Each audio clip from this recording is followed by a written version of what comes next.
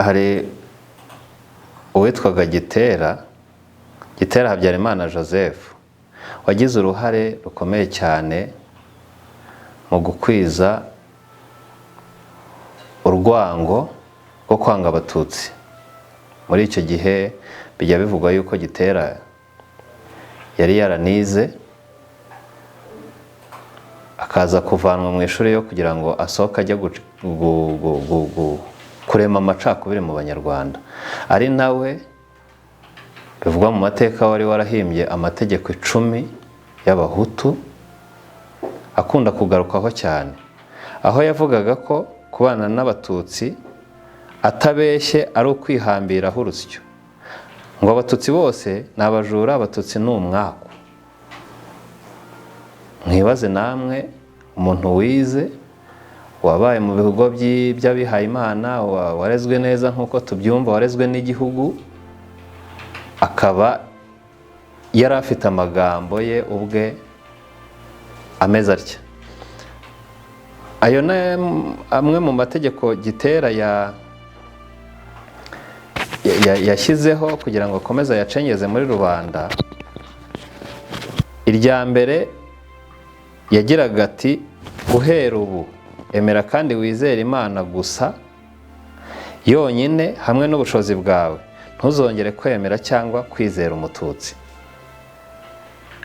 Kuba byonyine hazamo no kwizera Imana yonyine n'ubushobozi bw'umuntu, icyo gihe ubumwe bw'abanyarwanda ntibwashobokaga. Uwo ni umwe mu ba mbere batangiye babusenya. Itegeko rya kabiri yaragiraga ati, ntuzigere kongera kwirahira umututsi yuje ubwangwe. Nyuma y'uko bari kumwangisha abanyarwanda muri rusange, uwo watwereye ubwo bwoko bw'ubututsi ngo ntazongere kwizerwa cyangwa se ngo yirahirwe, kuko birazwi ko ku gihe cya cyami abo ngabo baje kwisanga mu bwoko bw'abatutsi ngo bishingiye ku nka. Bijya bivugwa yuko kugira ngo umututsi yemezwe yuko abaye umututsi bashingiraga ku mubare w'inka, aho uwabaga afite inka ziri munsi y'10 automatically yahitaga b'umuhutu. Birumvikana ko icyo kintu nacyo ari ikintu kidafite ishingiro, ariko cyamamaye nyine ibintu bikaza kuba ubwoko, nk'uko abangaba bakomezaga bakwirakwiza urwango. Itegeko rya gatatu yagiraga ati, ntuzigere ujya inama nawe, kamere k'umututsi ni ubushukanyi. Ubwo ni nka bwa buryo bw'imikoranire butagomba kuba bugomba kugaruka mu banyarwanda, ngo umuntu abashe kuba yakwishisha undi amurebera mu ndorerwamo y'icyo kintu.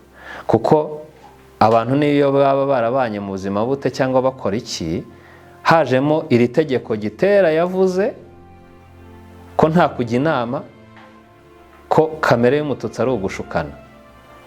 Icyo kintu ndumva kuri ubu ngubu kuri leta y'ubumwe bw'abanyarwanda cyo kidafite agaciro, cyane cyane mu bantu batoya, kuko umuntu mwariganye, muba muziranye, mwarabanye muri bwa buzima bwose abantu baba bagenda babanamo, iri tegeko ndumva ntabwo ribaho, ntirishoboka ubu ngubu niba icyo gihe ryarashobotse. Itegeko rya 4 Gitera yagiraga ati, ntukagire umubano nawe, kubana n'umututsi ni ukwihambiraho urusyo. Birumvikana urusyo ni rumwe basyagaho amasaka, ni ikintu cy'ikibuye kinini cyane kiremera ku buryo ntushobora kurwikorera ku mugongo ngira ngo ubashe no gutera intambwe. Birumvikana rero ni umubano w'abanyarwanda wakomezaga urimo utobwa, urimo wicwa n'abitwaga ngo barize, n'abitwaga ngo bazi Imana. Itegeko rya 5 rya Gitera aho yagiraga ati, uwahora umututsi inabi yagize nta mututsi wasigara mu Rwanda. Guhora si byiza, ariko kwirinda umwanzi cyangwa kwirwanaho aguteye birateganyijwe mu mategeko yose. Iki cyo ni ikintu gikomeye cyane, kuko birumvikana inabi y'umututsi nicyo kintu yagombaga kuvugaho, ariko ibingibi bigashingira ku bintu bitari byo abantu bakuru bashingiraho cyane, bavuga ngo kuri leta ya cyami ngo abahutu ngo bari barakoronejwe, kandi ubwo bwoko butarakoraga. Mu mateka barabisesengura cyane. Kuvuga rero ngo nta mututsi wasigara mu Rwanda, ni ukuvuga ngo ni cya gihe repubulika zari zaraje, ibyo byaramajije gutangira kuba amoko, bakumva yuko ubuzima bw'igihugu buziharirwa n'abantu bamwe cyangwa se ubwoko bumwe, kuko byari byamajije kuba ubwoko. Hakazamo ikintu cyo nk'umuntu nyine wabaye mu bihayimana akavuga ngo guhora si byiza, ugasubiye kuri cya kindi cyo kuvuga ngo ni ukubana n'Imana gusa, utabanye se n'umuntu musangiye igihugu, musangiye byose, haba hari iki? Waba ugiye kubaka ibintu uri wenyine kandi icyo kintu kidashoboka, uwo muvandimwe we ukamushyira hehe? Iki kintu cyo kuvuga ngo nta wasigara mu Rwanda ni nacyo cyavuyemo ngira ngo za 59 kubatwikira bakabirukankana, ngo kwirwanaho aguteye. Ubwo ni kwa kuguma barwana intambara y'abari barahunze bababuza kuzataha. Iki kintu cyo birumvikana ko bari barateguye ibintu neza, bari barateguye yuko umututsi namara gusohoka igihugu kugira ngo azongere kubona igihugu ari ikintu kizamuhenda. Ubwo rero ayo mategeko yose aho biteganywa ni ikintu cyumvikana ko bari barapanze no mu mategeko, ubwo bari barashyizeho yuko umututsi nta na rimwe bazigera basangira igihugu. Itegeko rya 6 aho Gitera yagiraga ati ntuzasambane n'umututsikazi, kubarongora ntibibujijwe, kubajajabaho niwo mwaku cyangwa kubiyomekaho nk'uburondwe. Iki ngiki cyo ni icyakumiraga ubwo abagabo b'abahutu kuba batagomba kujya kuryamana n'abagore b'abatutsikazi batabarongoye, batabagize abagore. ni ukubagira abagore ariko kubajarajaramo wo ni umwaku, bakawugeranya nyine no kubiyomekaho nk'uburondwe, kirondwe nka bimwe ibirondwe nyine bimwe bifata imbwa cyangwa n'andi matungo. Itegeko rya 7 aho Gitera yagiraga ati ntukabeshye nk'umututsi, ahubwo jya uvuga ukuri kose, amayeri y'umututsi jya uyagaragaza yose.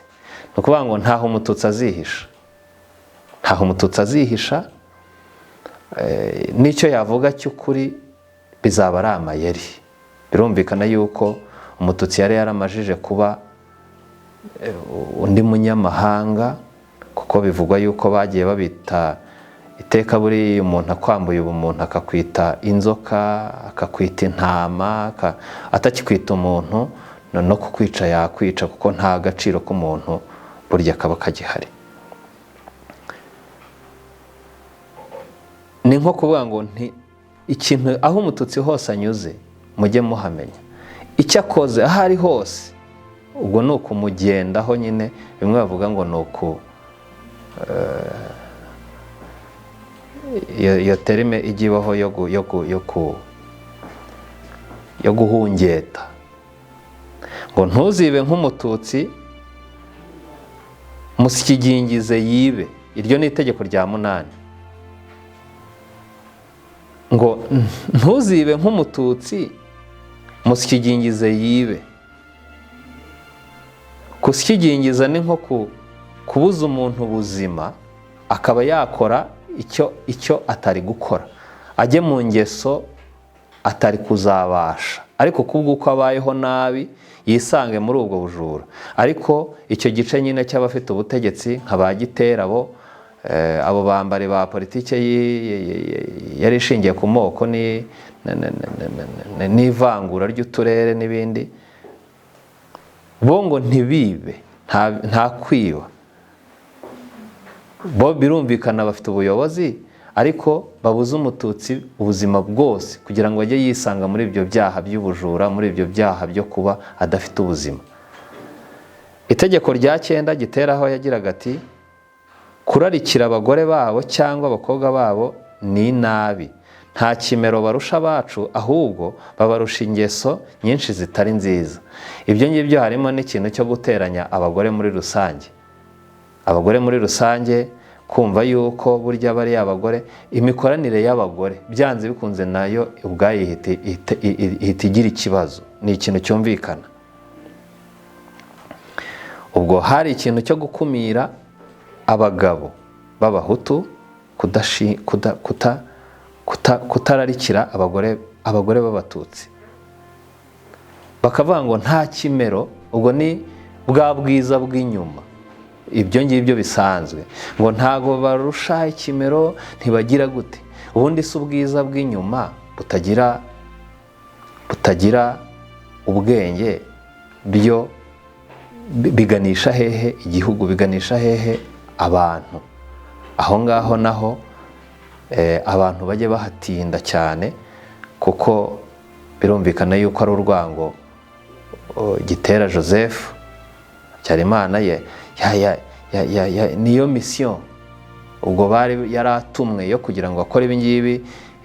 Ngira ngo ni ingaruka kandi n'ubu ngubu ziba zigihari z'uko abantu baba bakibonanamo muri izo ndorerwamo, ariko ari n'ibintu bizagira ngo bigashira, kubera aho leta yateje imbere umugore biravugwa. Ubu ngubu bose bahurira mu buzima bw'igihugu, uko gushaka, umuntu ashaka umuntu kubw'uko hari abona umushinga w'urugo uzakunda. Ndumva iri tegeko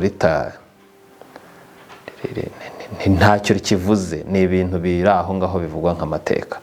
Wamfungurira itegeko rya 10 aho Gitera yagiraga ati ntukararikire iby'abandi nk'umututsi, cyangwa sohoka ninjire by'umututsi. Ni umwaka uteye ubwoba, baragatsindwa i Rwanda. Birumvikana yuko aya mategeko 10 yose yari ayo kwangisha abanyarwanda batari basangiye ubwoko bw'ubututsi n'abatutsi, kugira ngo umututsi ahabwe akato mu gihugu, nanahunga bazakomeze barwane nawe, abasigaye mu gihugu bicwe nk'uko byagenze.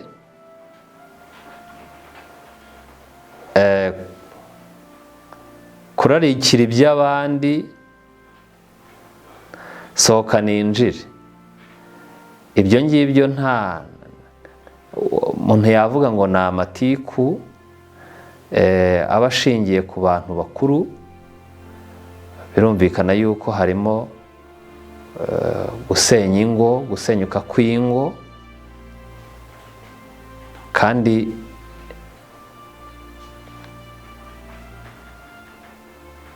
no kugaragaza yuko ibyo byose bavugaho umututsi ari akaga ku gihugu. Ariko mu bigaragara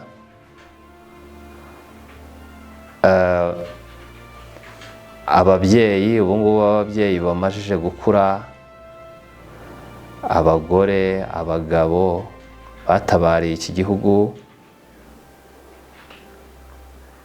bagiye bakorana nk'abanyarwanda muri rusange, nta kindi cyitaweho usibye kuzahura igihugu. Ahangaha ndagaruka ku kintu umubyeyi umwe yaratabarutse, yagiye anganiriza, yeze kunganiriza, cyampaye urugero rw'abategarugori, abagore bagize uruhare mu guteza imbere ubuzima bw'umugore mu Rwanda. Umubyeyi nyakwigendera Suzanne Ruboneka wayoboyeho Profame Twese Hamwe, yigeze ambwira kuri leta ya Habyarimana, imyigaragambyo yigeze gutegurwa n'abagore b'abasirikare bo kwa Habyarimana, bari bararambiwe intambara. Uburyo ki iyo myigaragambyo yakozwe, ariko leta yo kwa Habyarimana yayirwanyije. Bavugaga yuko abasirikare, abagabo babo bari gushirira ku rugamba. birumvikana kandi koko nk'uko bizwi mu mateka babaga barwana n'abanyarwanda bahejejwe ishyanga.